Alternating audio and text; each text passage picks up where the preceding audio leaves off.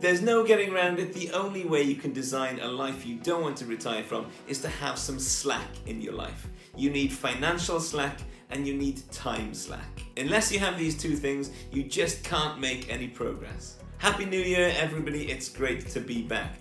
I've just come back from spending New Year with some friends up on a small holding in Shropshire. We spent 3 days together, 3 families, just enjoying each other's company, spending time looking after the animals, looking out over the hills and the river that was at the bottom of the garden, and it was absolutely fantastic time. The reason that I tell you this is because we were house sitting for a chap who was in California at the time. Now this guy is a friend of a friend. He has designed his perfect life.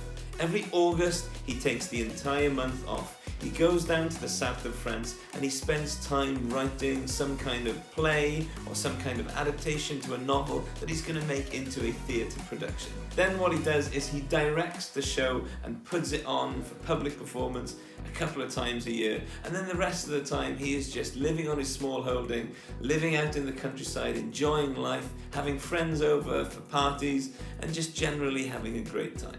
He's been intentional about creating that lifestyle. So how can you and I go about creating not exactly the same lifestyle, because that might sound awful to some people, but how can we create a lifestyle that we want to live and we're excited about living? So in order to design a life you don't want to retire from, you're going to need to create some financial slack in your life. If there's more month left at the end of your money and you're not already living your ideal lifestyle, then it's time to make some changes in the financial realm.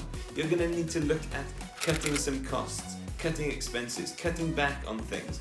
You're going to need to look at earning more money, side hustles, getting a promotion, start selling stuff on Facebook, and all this is so that you can start building up some time freedom. Secondly, you need time slack in your life. If you're filling every minute of your life, then there's no wiggle room, there's no room for some changes. Most importantly, you need time to think. And for most people working a 9 till 5, there is no time to have that mental headspace to think, how would I live things differently? I can understand completely why people come home and they just spend their life on Netflix and social media, because their time is so draining at work and they need some kind of escape. But if you're going to change your life and make some kind of positive steps towards living a life you don't want to retire from, you need to create some time space, and particularly thinking space in your life. I wanted more time in my life, so I went from working 5 days a week to working 4 days a week to completely quitting my job, and now I have so much more time to do the things that I want to do, and I've got to say, it is wonderful. I'm not saying it to flex, I'm saying it as an encouragement. If you want to make changes in your life, you can make those changes.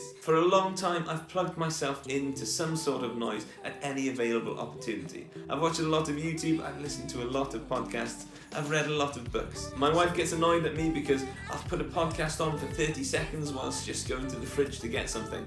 Obviously that's 1 minute of input, because who's got time to listen to things at 1x speed? Don't get me wrong, I love YouTube, I love watching YouTube, I love listening to podcasts, and I've learned a lot of stuff, and I would not be where I am without those things. But it's time to unplug. It's time to have some thinking time to take things to the next level. And one of the things I like to do every year is take 2 weeks off in December to reflect back on the year and to think forward into the next year. And I've really been struck by the importance of the need to unplug and have that thinking time. Without thinking time to think for yourself, you're always going to want what other people say that you want. Whether it's fast cars or holidays in the Maldives or, dare I even say it, financial independence. Without thinking time, you'll never know what it is that you want.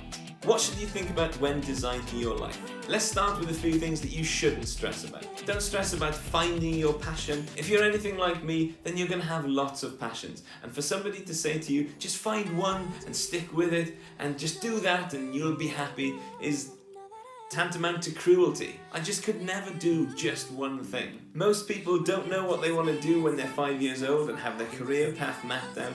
Most people don't even in fact know what they want to do at 35. And if you're in that boat, then just accept that, embrace it. Enjoy the fact that you're going to do lots of things in your life and you're going to love it. Don't stress about designing your perfect life.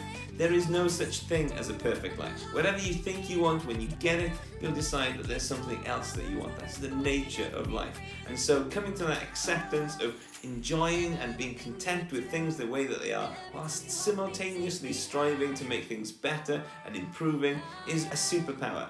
I believe it's one of my superpowers in life to be content with what I already have and to simultaneously be striving to make things better. Two things are important when designing a life you don't want to retire from: what you do and who you're doing it with. The only rule to designing a life you don't want to retire from is do more of the things that you enjoy and less of the things you don't.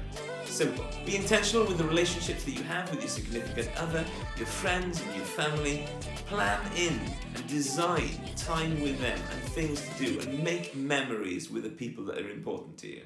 That's what New Year was about for me, making memories with my friends. I recommend building in periods of hard work and relaxation. If you want to spend the weekend camping with your friends or a week skiing with your family, then that is so much better when it's bookended with hard graft beforehand and hard graft afterwards. You feel invigorated, ready to get back to work when you're back from your rest. Remember, you don't get to choose what happens to you, but you do get to choose what progress you're going to make towards living a life you love.